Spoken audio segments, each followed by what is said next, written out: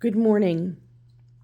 I wanted to come before you with a voice of reason because it just seems to be crazy talk going on once again. And I don't even understand why it's happening at this point because the truth has come out about what's really happening. But I guess things, bear repeating. People forget.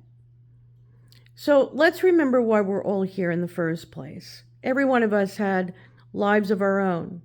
And yet we came together for a common goal, and that was to seek justice for a woman, beautiful young woman, who had been found dead in a river in another state of her own, with a GSW to the head, during a time where it was the most dangerous for a victim from an abusive marriage to be leaving, showing no signs to her loved ones or the people that were close to her on doing this to herself.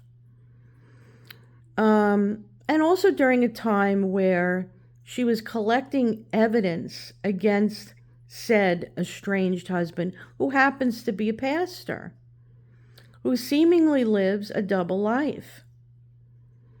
So there were a lot of dangerous things going on in her life at the time that this happened, also making it very suspicious.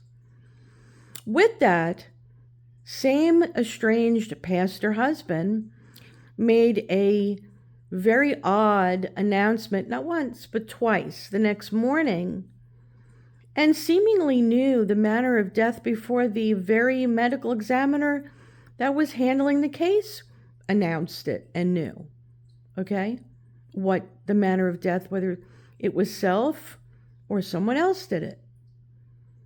But I digress. This is why we all were led towards this case. And as it went on and as it perpetuated, it got more and more odd. Nothing fit, nothing made sense.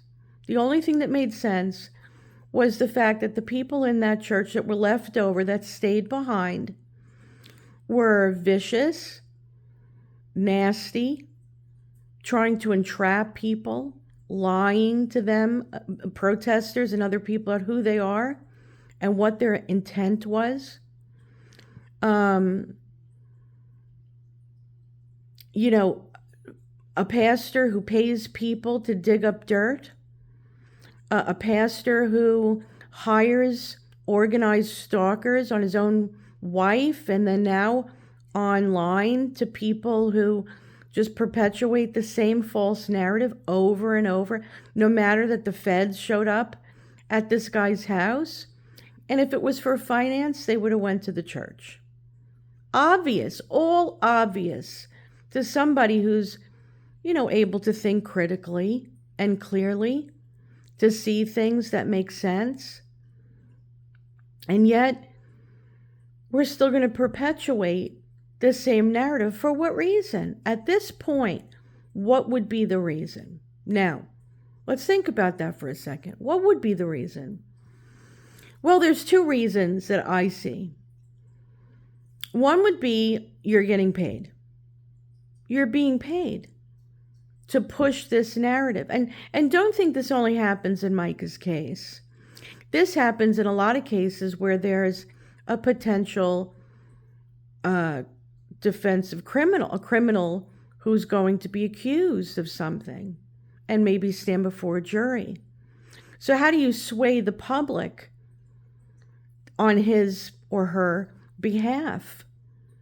By twisting by bringing some doubt into the minds of the public, by pushing a false narrative or a narrative that's in favor of the criminal, in favor of the one who's on the defensive side.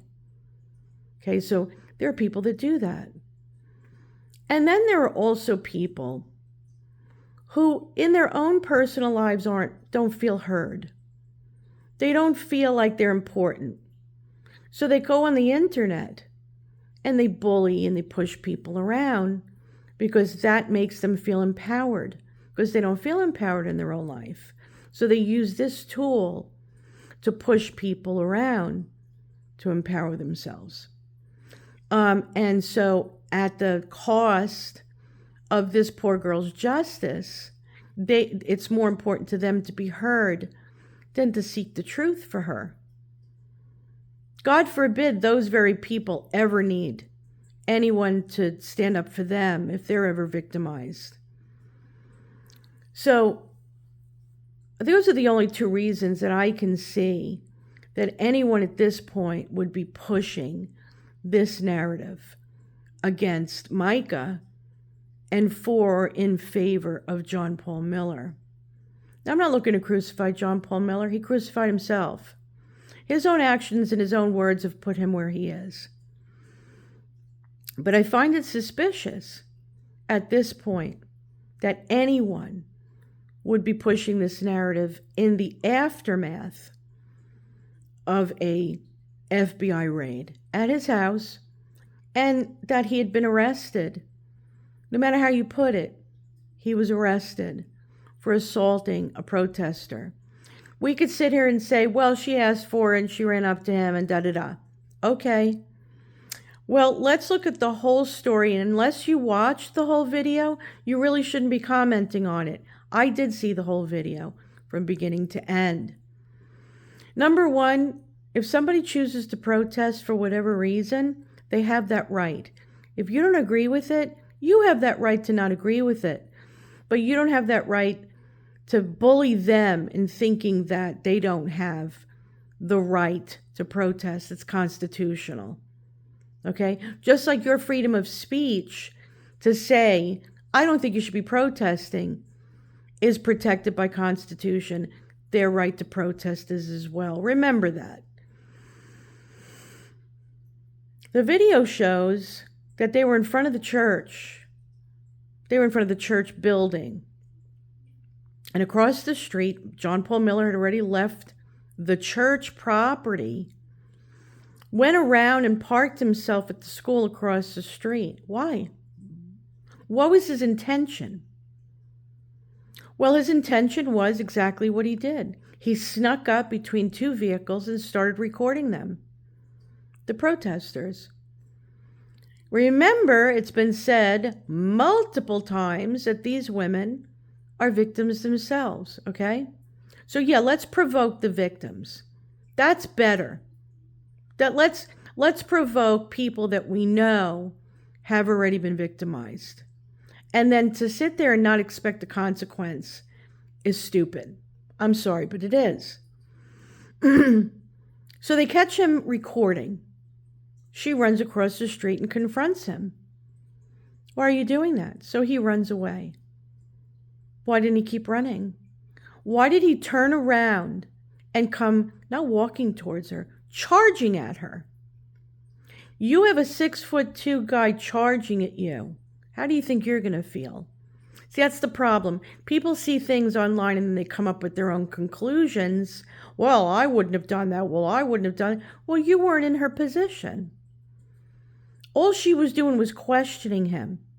She didn't raise her hands. She didn't throw anything at him. All she did was speak to him. They're words, people. They weren't hurting him. And all he had to do was walk away. He was already doing that. Why did he feel the need to turn around and run at her? And then when he runs at her, he lifts his hands, and I don't care if he hit the rim of her hat. He had no right to do that. Now he's realized, and this is why his attorney's upset, that Myrtle Beach Police Department or the police departments are no longer going to put themselves at risk for the sake of John Paul Miller. Why? Because the feds are in town. Because the feds are involved now. You think they want to get in trouble for not doing things by the book? Like places like Robeson County, who have been in trouble, tarnished badge, go look it up. So they're not going to put themselves on the line anymore for John Paul Miller. It's not worth it to them. So he was arrested, like any other person would have been in that situation. See, as adults, we're supposed to control ourselves. Unless you feel you're being threatened and you lift up your hands and you hit someone, that's different. He wasn't being threatened. He ran at her. That's the truth of the matter. Okay? If truly he felt threatened, keep walking, John Paul. Nobody asked you to pull in to that parking lot and go start recording the protesters. What were you going to do with the recording? Put it on social media like you did to Casey? Like you had one of your minions do to Casey in the shopping center? What were you going to do with the recording? See, this is what I'm talking about. Nobody thinks of these things. Remember, we're here because a woman lost her life trying to expose not just him, but the people who support him. And these very people are still in the process. Even in the aftermath of a federal investigation, it's obvious as a federal investigation.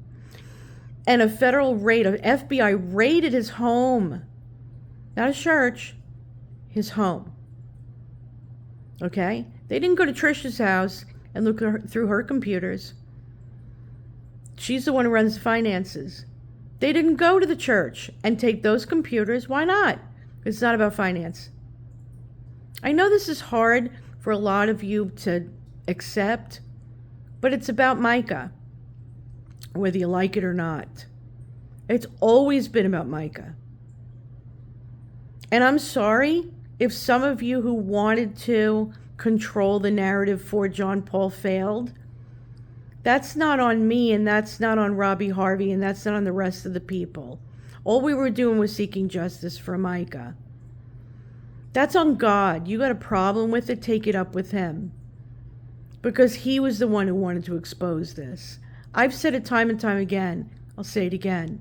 It's the season of judgment. There's nothing any of you can do to stop that. That's just the way it is. And if you're going to be on the opposite side of God, you're going to deal with the judgment. You don't have to. You can repent and make things right between you and God, and then that won't happen. But if you choose to go, I don't care about what Ann is saying. I don't care about what God is saying. I don't care if she says it's the season of judgment. I'm going to do and say what I want. Then there's consequence. All of us pay consequence for what we do and say. You're no different. So I hope this brings some logic and reason to the situation. Okay? Remember that it was not us who went on the altar of a church and announced our spouse's death like it was a matter of fact. And not once, but twice. He did that. He did this. John Paul perpetuated this. Not one time has he ever said,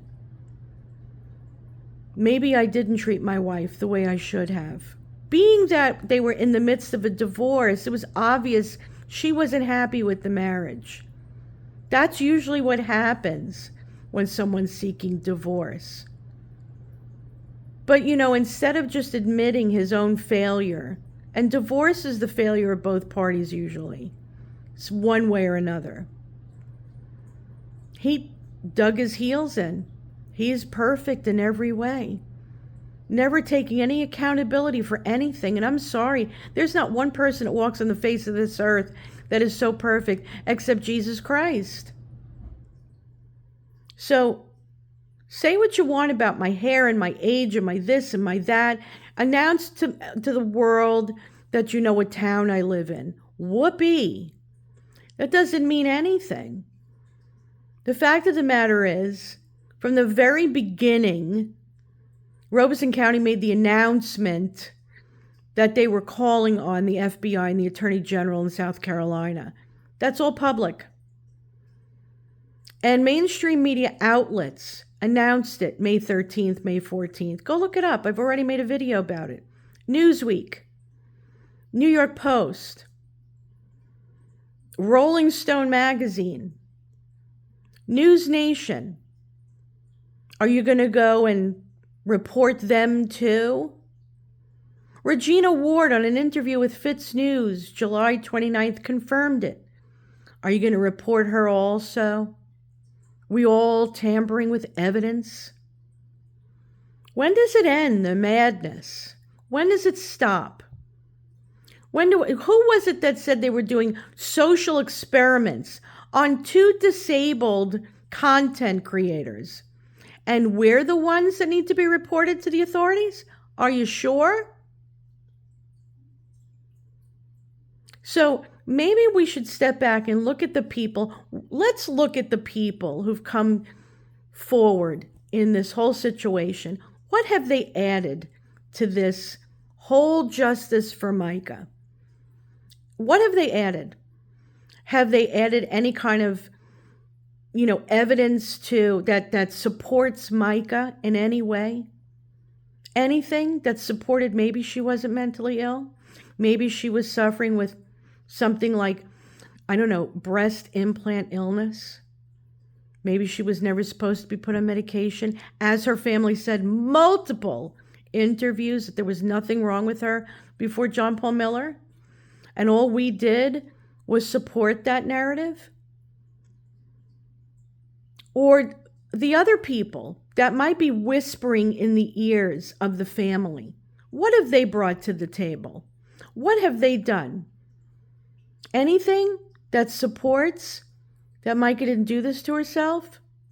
Or did they bring forward drama, division, gossip? Let's just look at this for 1 minute with the mind and eyes of an adult. And then maybe you'll realize who's really standing for Micah and who never did in the first place. That's all I'm saying. Now, if you respond angrily, if you go and make videos making fun of me and responding to this with insult and all kinds of crazy talk, then you're just exposing yourself in exactly the way I expect you to. You're exposing your intention. That's what you're going to do now. So if you come out of the gate defending yourself and trying to tear me down, all you're going to do is expose who you really are. But if you're going to come out of this going, Anne's right. What are the intentions of these people who keep perpetuating this narrative? Is this someone that I really want to befriend or listen to? That's all I'm saying. Until I see you again, God bless.